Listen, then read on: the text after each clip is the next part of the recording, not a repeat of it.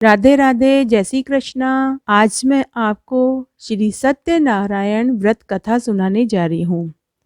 हमने पूरे कार्तिक मास में कार्तिक के महात्म्य के अध्याय सुने, साथ ही हमने सभी कहानियाँ सुनी। धर्मराज जी की कहानी सुनी, पोपाबाई की कहानी सुनी, राम लक्ष्मण की कहानी सुनी, साथ ही हमने तपसी और लपसी की कहानी सुनी। करीब करीब हमने सभी कहानियाँ कार्तिक मास में सुनी है। तो सत्यनारायण व्रत कथा अगर हम सुनेंगे तो इसमें और भी आपको अक्षय फल मिलेगा। अगर आप कार्तिक स्नान किया है और व्रत भी किया है तो सत्यनारायण व्रत कथा जरूर सुने। यह जरूरी नहीं है कि आप पूर्णिमा का व्रत रखें। अगर आप व्रत रखते हैं तो बहुत अच्छी बात है, लेकिन अगर आप नहीं रख पाते हैं तो श्री सत्यनारायण व्रत कथा सुनने से भी आपको पूरा फल मिलेगा। अगर आपको यह कथा अच्छी लगे तो कमेंट बॉक्स में जय हो सत्यनारायण भगवान की जरूर लिखें। धन्यवाद। कथा सुनते समय आप हुक्कारा भी भरें ताकि आपको श्री सत्यनारायण व्रत कथा का पूरा लाभ मिले। पहला अध्याय इस प्रकार है। एक समय नैमिषारण्य तीर्थ में शौनकादि 88,000 ऋषियों ने श्री सूत जी से पूछा, हे प्रभु, इस कलयुग में वेद विद्या रहित मनुष्यों को प्रभु भक्ति किस प्रकार मिलेगी तथा उनका उद्धार कैसे होगा। इसलिए हे मुनि श्रेष्ठ, कोई ऐसा तप कहिए जिससे थोड़े समय में पुण्य प्राप्त होवे तथा मन वांछित फल मिले। वह कथा सुनने की हमारी इच्छा है। सर्वशास्त्र ज्ञाता श्री सूत जी बोले, हे वैष्णवों में पूज्य, आप सब ने प्राणियों के हित की बात पूछी है। अब मैं उस श्रेष्ठ व्रत को आप लोगों से कहूँगा जिस व्रत को नारद जी ने लक्ष्मी नारायण से पूछा था और श्री लक्ष्मीपति ने मुनि श्रेष्ठ नारद जी से कहा था। सो ध्यान से सुनो। एक समय योगीराज नारद जी दूसरे के हित की इच्छा से अनेक लोकों में घूमते हुए मृत्यु लोक में आ पहुँचे। यहाँ अनेक योनियों में जन्मे हुए प्राय सभी मनुष्यों को अपने कर्मों द्वारा अनेकों दुखों से पीड़ित देखकर सोचा, किसी यत्न के करने से निश्चय ही प्राणियों के दुखों का नाश हो सकेगा। ऐसा मन में सोचकर विष्णु लोक को गए। वहां श्वेत वर्ण और 4 भुजाओं वाले देवों के ईश नारायण को देखकर, जिनके हाथों में शंख चक्र गदा और पद्म थे तथा वरमाला पहने हुए थे, नारद जी स्तुति करने लगे, हे भगवान, आप अत्यंत शक्ति से संपन्न हैं। मन तथा वाणी भी आपको नहीं पा सकती। आपका आदि मध्य और अंत नहीं है। हे निर्गुण स्वरूप, सृष्टि के आदि, भूति व भक्तों के दुखों को नष्ट करने वाले हो, आपको मेरा नमस्कार है। नारद जी से इस प्रकार की स्तुति सुनकर विष्णु भगवान बोले, हे मुनि श्रेष्ठ, आपके मन में क्या है? आपका किस काम के लिए आगमन हुआ है? निसंकोच कहो। तब नारद मुनि बोले, मृत्यु लोक में सब मनुष्यों को अनेक योनियों में पैदा हुए हैं। अपने अपने कर्मों के द्वारा अनेक प्रकार के दुखों से दुखी हो रहे हैं। हे नाथ, मुझ पर दया रखते हो तो बतलाइए कि उन मनुष्यों के सब दुख थोड़े से ही प्रयत्न से कैसे दूर हो सकते हैं। हे नारद जी, मनुष्यों की भलाई के लिए तुमने बहुत अच्छी बात पूछी है। जिस काम के करने से मनुष्य मोह से छूट जाता है वह मैं कहता हूँ, ध्यान से सुनो। बहुत पुण्य देने वाला स्वर्ग तथा मृत्यु लोक दोनों में दुर्लभ एक उत्तम व्रत है। आज मैं प्रेमवश होकर तुमसे कहता हूँ। सत्यनारायण का यह व्रत अच्छी तरह विधि पूर्वक करके मनुष्य आयु पर्यंत यहाँ सुख भोग कर मरने पर मोक्ष को पाता है। श्री भगवान के वचन सुनकर नारद जी बोले कि उस व्रत का क्या फल है, क्या विधान है, किसने यह व्रत किया, किस दिन यह व्रत करना चाहिए, विस्तार से कहिए।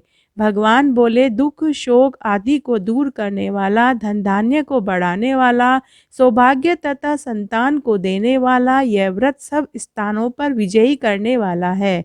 भक्ति और श्रद्धा के साथ किसी भी दिन मनुष्य श्री सत्यनारायण की शाम के समय ब्राह्मणों और बंधुओं के साथ धर्मपरायण होकर पूजा करे। भक्ति भाव से नैवेद्य केले का फल, घी, दूध और गेहूं का चूर्ण सवाया लेवे। गेहूं के अभाव में साठी का चूर्ण, शक्कर तथा गुड़ ले और सब भक्षण योग्य पदार्थ जमा करके भगवान के अर्पण कर देवें तथा बंधुओं सहित ब्राह्मणों को भोजन करावें। उसके बाद समभोजन करें।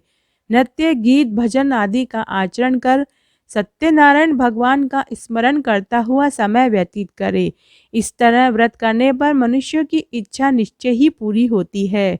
विशेषकर कली काल में भूमि पर यही मोक्ष का सरल उपाय है। दूसरा अध्याय। सूत जी बोले, हे ऋषियों, जिसने पहले समय में इस व्रत को किया उसका इतिहास कहता हूँ, ध्यान से सुनो। सुंदर काशीपुरी नगरी में एक अत्यंत निर्धन ब्राह्मण रहता था। वह भूख और प्यास से बेचैन हुआ नित्य पृथ्वी पर घूमता था। ब्राह्मणों से प्रेम करने वाले भगवान ने ब्राह्मण को दुखी देखकर बूढ़े ब्राह्मण का रूप धर के उसके पास जाकर आदर से पूछा, हे विप्र, नित्य दुखी हुआ पृथ्वी पर क्यों घूमता है? हे श्रेष्ठ ब्राह्मण, यह सब मुझसे कहो, मैं सुनना चाहता हूँ। ब्राह्मण बोला, मैं निर्धन ब्राह्मण हूँ, भिक्षा के लिए पृथ्वी पर फिरता रहता हूँ। हे भगवान, यदि आप इसका उपाय जानते हो तो कृपा करके कहो। वृद्ध ब्राह्मण बोला कि सत्यनारायण भगवान मन वांछित फल देने वाले हैं, इसलिए हे ब्राह्मण, तू उनका पूजन कर, जिसके करने से मनुष्य सब दुखों से मुक्त हो जाता है। ब्राह्मण को व्रत का सारा विधान बतलाकर बूढ़े ब्राह्मण का रूप धारण करने वाले सत्यनारायण भगवान अंतर्ध्यान हो गए। जिस व्रत को वृद्ध ब्राह्मण ने बतलाया, मैं उसको करूंगा, यह निश्चय कर उसे रात में नींद भी नहीं आई। वह सवेरे उठकर सत्यनारायण के व्रत का निश्चय कर भिक्षा के लिए चला। उस दिन उसको भिक्षा में बहुत धन मिला, जिससे बंधु बांधवों के साथ उसने सत्यनारायण का व्रत किया। इसके करने से वह ब्राह्मण सब दुखों से छूटकर अनेक प्रकार की संपत्तियों से युक्त हुआ। उस समय से वह ब्राह्मण हर मास व्रत करने लगा। इस तरह सत्यनारायण भगवान के व्रत को जो करेगा वह सब पापों से छूटकर मोक्ष को प्राप्त होगा। आगे जो पृथ्वी पर सत्यनारायण का व्रत करेगा वह मनुष्य सब दुखों से छूट जाएगा।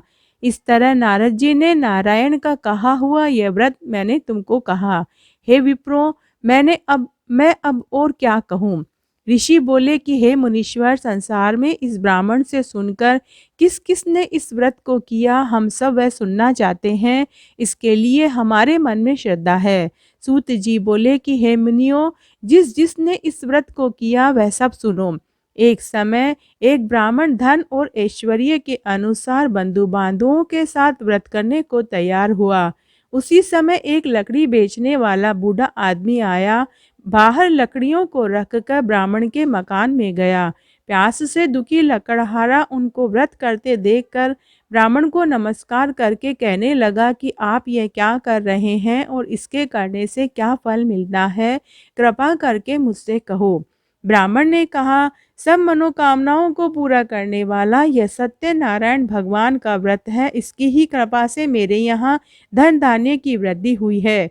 ब्राह्मण से इस व्रत के बारे में जानकर लकड़हारा बहुत प्रसन्न हुआ। चरणामत ले प्रसाद खाने के बाद अपने घर को गया। लकड़हारे ने अपने मन में इस प्रकार का संकल्प किया कि आज ग्राम में लकड़ी बेचने से जो धन मिलेगा उसी से सत्यनारायण देव का उत्तम व्रत करूंगा। यह मन में विचार कर वह बूढ़ा आदमी लकड़ियां अपने सिर पर रखकर जिस नगर में धनवान लोग रहते थे वह ऐसे सुंदर नगर में गया।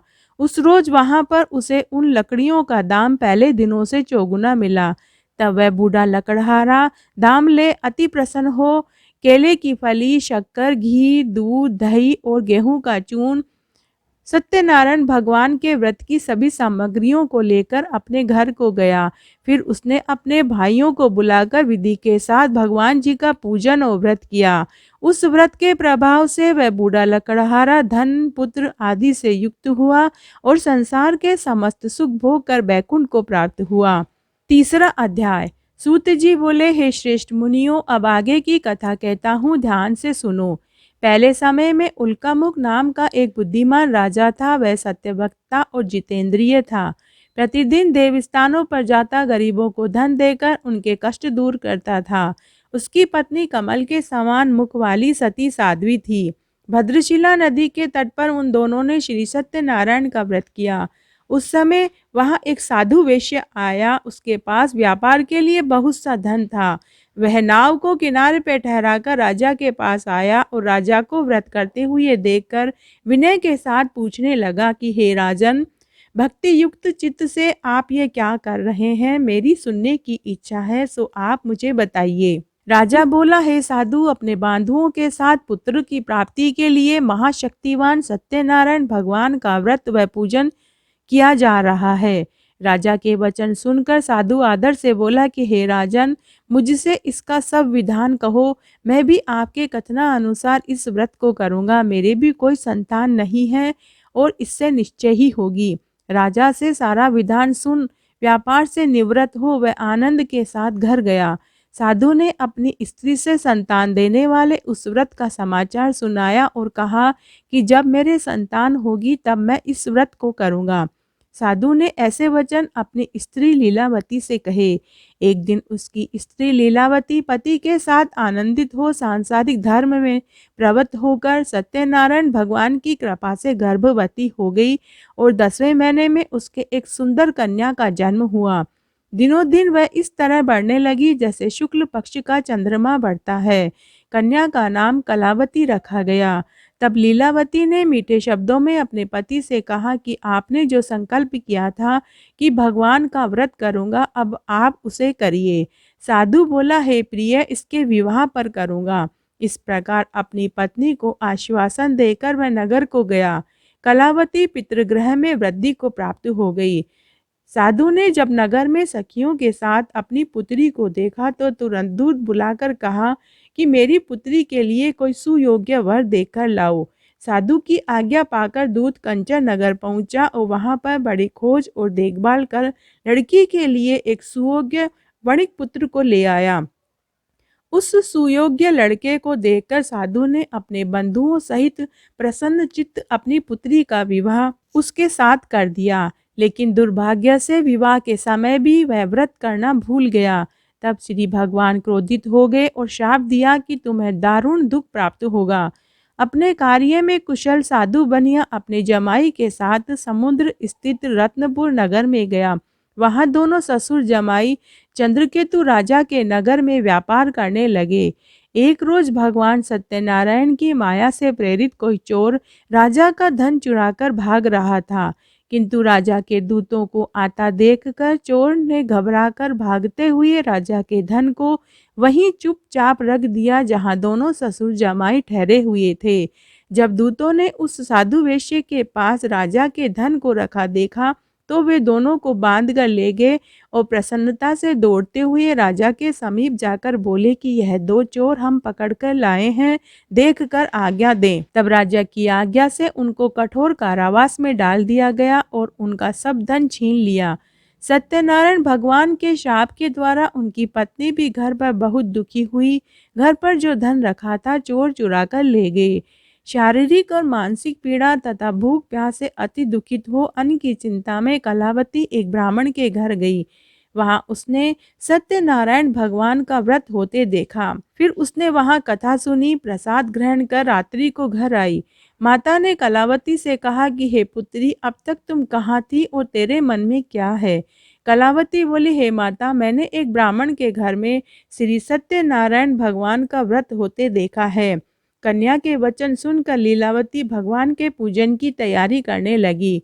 लीलावती ने परिवार और बंधुओं सहित श्री सत्यनारायण भगवान का पूजन किया और यह वर मांगा कि मेरे पति और दामाद शीघ्र घर आ जावें। साथ ही प्रार्थना की कि हम सबका अपराध क्षमा करो। सत्यनारायण भगवान इस व्रत से संतुष्ट हो गए और राजा चंद्रकेतु को स्वप्न में दर्शन देकर कहा कि हे राजन, दोनों वेश्यों को प्रातः ही छोड़ दो और उनका सब धन जो तुमने ग्रहण किया है उसे वापस दे दो, नहीं तो मैं तेरा धन, राज्य, पुत्र सब नष्ट कर दूंगा। राजा से ऐसे वचन कहकर भगवान अंतर्ध्यान हो गए। प्रातःकाल राजा चंद्रकेतु ने सभा में अपना स्वप्न सुनाया। फिर दोनों वणिक पुत्रों को कैद से मुक्त कर सभा में बुलाया। दोनों ने आते ही राजा को नमस्कार किया। राजा मीठे वचनों से बोले कि हे महानुभावों, भावीवश ऐसा कठिन दुख प्राप्त हुआ है, अब तुम्हें कोई भय नहीं है। ऐसा कहकर राजा ने उनको नए नए वस्त्र आभूषण पहनाए और जितना धन उनसे लिया था उससे कई गुना धन देकर उनको आदर सहित विदा किया। दोनों वेश्य अपने घर को चल दिए। चौथा अध्याय। सूत जी बोले, वेश्या ने मंगलाचार करके यात्रा आरंभ की और अपने नगर को चला। उनके थोड़ी दूर निकलने पर दंडी वेशधारी सत्यनारायण भगवान ने उनसे पूछा कि हे साधु, तेरी नाव में क्या है? अभिमानिक वणिक हंसता हुआ बोला कि हे दंडी, आप क्यों पूछते हो? क्या धन लेने की इच्छा है? मेरी नाव में तो बेल पत्ते भरे हुए हैं। वेश्या का कठोर वचन सुनकर भगवान ने कहा कि तुम्हारा वचन सत्य हो। दंडी ऐसा कहकर वहां से कुछ दूरी पर जाकर समुद्र के किनारे बैठ गए। दंडी के जाने पर वैश्य ने नित्य क्रिया करने के बाद नाव को ऊंची उठी देखकर अचंभा किया और नाव में बैल पत्ते आदि देखकर मूर्छित हो जमीन पर गिर पड़ा। फिर मूर्छा खुलने पर अत्यंत शोक प्रकट करने लगा। तब उसका दामाद बोला कि आप शोक न करें, यह दंडी का श्राप है, अतः हमको उनकी शरण में चलना चाहिए, तभी हमारी मनोकामना पूरी होगी। दामाद के वचन सुनकर वह दंडी के पास पहुंचा और अत्यंत भक्ति भाव से नमस्कार करके बोला, मैंने आपसे जो असत्य वचन कहे थे, मैं उसके लिए आपसे क्षमा चाहता हूँ। ऐसा कहकर महान शोकातुर होकर रोने लगा। तब दंडी भगवान बोले कि हे वणिक पुत्र, तू मेरी आज्ञा से बार बार तुम्हें दुख प्राप्त हुआ है, तू मेरी पूजा से विमुख हुआ है। साधु बोला, हे भगवान, आपकी माया से मोहित ब्रह्मा आदि भी आपके रूप को नहीं जानते, तब मैं अज्ञानी कैसे जान सकता हूँ?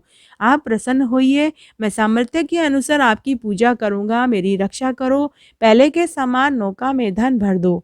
उसके भक्ति युक्त वचन सुनकर भगवान प्रसन्न हो गए और इच्छा अनुसार वर देकर अंतर्ध्यान हो गए। तब उन्होंने नाव पर आकर देखा तो उनकी नाव धन से परिपूर्ण थी। फिर वह भगवान सत्यनारायण का पूजन कर साथियों सहित अपने नगर को चला। अब अपने नगर के निकट पहुंचा तब उसने दूत को घर भेजा। दूत ने साधु के घर जाकर उसकी स्त्री को नमस्कार कर कहा कि साधु अपने दामाद सहित इस नगर के समीप आ गए हैं। ऐसा वचन सुनकर साधु की स्त्री बड़े हर्ष के साथ सत्यदेव का पूजन कर पुत्री से बोली कि मैं अपने पति के दर्शन को जाती हूँ, तू कार्य पूरा करके शीघ्र आ। माता के ऐसे वचन सुनकर कलावती प्रसाद छोड़कर पति के पास गई। प्रसाद की अवज्ञा के कारण सत्यदेव रुष्ट हो गए और उन्होंने उसके पति को नाव सहित पानी में डुबो दिया। कलावती अपने पति को न देखकर रोती हुई जमीन पर गिर गई। इस तरह नौका को डूबा हुआ तथा कन्या को रोता देखकर साधु दुखी हुआ और बोला, हे प्रभु, मुझसे या मेरे परिवार से जो भूल हुई है उसे क्षमा करो। उसके दीन वचन सुनकर सत्यदेव प्रसन्न हुए और आकाशवाणी हुई, हे साधु, तेरी कन्या मेरे प्रसाद को छोड़कर आई है, इसलिए इसका पति अदृश्य हुआ है। यदि यह घर जाकर प्रसाद खाकर लौटे तो इसे पति अवश्य मिलेगा। ऐसी आकाशवाणी सुनकर कलावती ने घर पहुंचकर प्रसाद खाया और फिर आकर उसने अपने पति के दर्शन किए। तत्पश्चात साधु ने बंधु बांधवों सहित सत्यदेव का विधि पूर्वक पूजन किया।